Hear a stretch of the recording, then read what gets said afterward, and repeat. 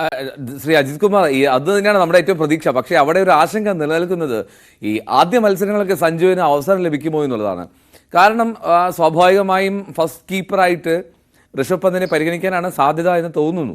അപ്പോൾ അങ്ങനെയാണെങ്കിൽ ഒരു ഫിഫ്ത്ത് നമ്പർ ബാറ്ററായി, സ്പെഷ്യലിസ്റ്റ് ബാറ്ററായി അപ്പോൾ ശിവൻ ദുബെയൊക്കെ ഒഴിവാക്കി സഞ്ജുവിനെ ഉൾപ്പെടുത്തുക, അത്തരത്തിലൊരു തീരുമാനത്തിലേക്കൊക്കെ എത്താനുള്ള സാധ്യതയുണ്ടോ? എന്താണ് താങ്കളുടെ ഒരു പ്രതീക്ഷ? എനിക്ക് യാതൊരു പ്രതീക്ഷയില്ല. എന്തായാലും അദ്ദേഹം ഫസ്റ്റ് ലെവലിൽ ഉണ്ടാവും. ഒന്നുകിൽ ഒരു ബാറ്റ്സ്മാൻ എന്ന നിലയിൽ, അല്ലെങ്കിൽ ബാറ്റ്സ്മാൻ കം കീപ്പർ എന്ന നിലയിൽ.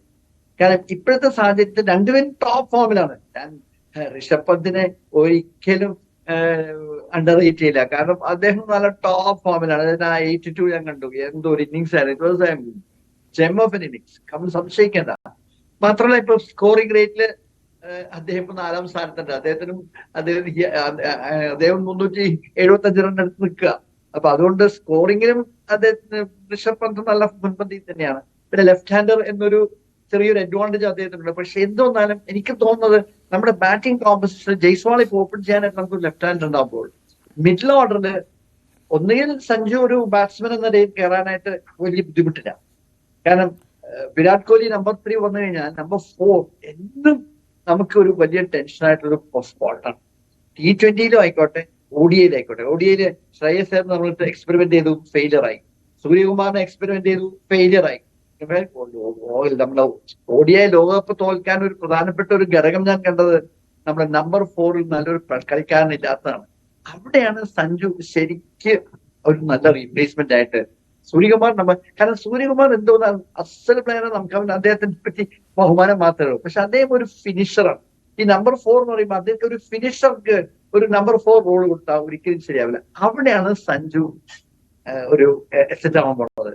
നമ്പർ 4 റോളില് എന്തായാലും തീർച്ചയായിട്ടും ഇത്തവണ സഞ്ജുവിന് വരാൻ നല്ല സാധ്യതയുണ്ട്.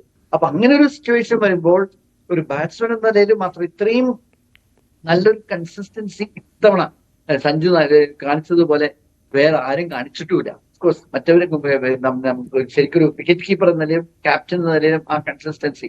അപ്പൊ അങ്ങനെ തോന്നുമ്പോൾ എനിക്ക് ആ ടീമിന്റെ കോമ്പസിഷൻ ആദ്യത്തെ മത്സരത്തിൽ, പാകിസ്ഥാനായിട്ടുള്ള ആദ്യത്തെ മത്സരത്തിലെങ്കിലും നമ്മള് സഞ്ജുവിനെ തന്നെ കളിപ്പിക്കാനാണ് സാധ്യത. മാത്രമല്ല സഞ്ജു ഒരു ഫിയർലെസ് ആണ്. അദ്ദേഹത്തിന്റെ ആ ബാറ്റിംഗ് സ്റ്റൈല് തന്നെ. ഒരു കാലത്ത് എല്ലാവർക്കും സംശയം ഉണ്ടായിരുന്നു അദ്ദേഹം സ്പിൻ ബോളിങ്ങിനോട് ചെറുതായിട്ട് വീക്കാണെന്ന്. പക്ഷെ ഇത്തവണ റാഷിദ് ഖാനെ ആ എന്താ പറയുക ഗുജറാത്ത് ടൈറ്റൻസിലുള്ള കളിയിൽ അദ്ദേഹം കാണിച്ചു കൊടുത്തു അദ്ദേഹത്തെ എത്ര വീക്ക്നെസ് സ്പിൻ ബോളിങ്ങിനോട്. സ്പിൻ ബോളിംഗ് ആ വീക്ക്നെസ്സും അദ്ദേഹം ഓവർകം ചെയ്തിട്ടുണ്ട്. വെസ്റ്റ് ഇൻഡീസിലെ വിക്കറ്റ്സ് പ്രത്യേകിച്ച് കുറച്ചും കൂടി ഫാസ്റ്റ് വിക്കറ്റ്സ് ആണ്.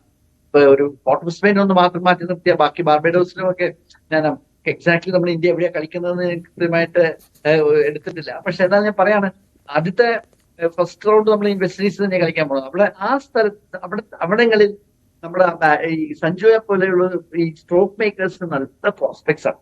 അപ്പൊ ആ ഒരു ഘടവും കണ്ടുകൊണ്ട് എനിക്ക് തോന്നുന്നു റോഹിത് തീർച്ചയായിട്ടും സഞ്ജുവിനെ പ്രിഫർ ചെയ്യും. മാത്രമല്ല സഞ്ജു വന്ന ഒരു അഡീഷണൽ ബാറ്റ്സ്മാനുമായി വിക്കറ്റ് കീപ്പറുണ്ട്.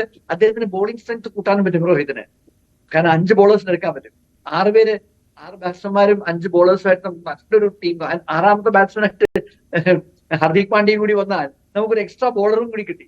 അപ്പൊ ആ ഒരു ലെവലായിരിക്കും തീർച്ചയായിട്ടും റോഹിത് ചിന്തിക്കുക. ജഡേജയും കൂടിയുണ്ട്. അപ്പൊ അങ്ങനെ ലെഫ്റ്റ് ഹാൻഡർ എന്നല്ലേ നമുക്ക് മിഡിൽ ഓർഡറിൽ ജഡേജയുണ്ട്. അപ്പൊ ആ ഒരു ജഡേജ ഡെഫിനറ്റ്ലി ഒരു എസെറ്റ് ആണ് ടീമില്. അപ്പൊ അത് മാത്രമല്ല നല്ല ഹിറ്ററും കൂടിയാണ്. ആ എല്ലാ സാഹചര്യങ്ങളും നോക്കുമ്പോൾ ആദ്യ മത്സരങ്ങളിൽ സഞ്ജു കളിക്കാനാണ് സാധ്യത. അദ്ദേഹം ആ കിട്ടിയ ഓപ്പർച്യൂണിറ്റി നന്നായിട്ട് ഉപയോഗിച്ചാൽ അദ്ദേഹത്തിന് നല്ല ടീമിൽ ഒരു പെർമനന്റ് പ്ലേസ് എത്താൻ പറ്റും. കാരണം കീപ്പർ എന്ന നിലയിൽ രണ്ടുപേരും നന്നായിട്ട് ഷൈൻ ചെയ്തിട്ടുണ്ട്. ആ കാര്യത്തിൽ ഋഷഭ് പന്ത് അസലായിട്ട് കീപ്പ് ചെയ്തിട്ടുണ്ട്. കാരണം എല്ലാ മത്സരങ്ങളും ഡൽഹിയുടെ കണ്ടതാണ്.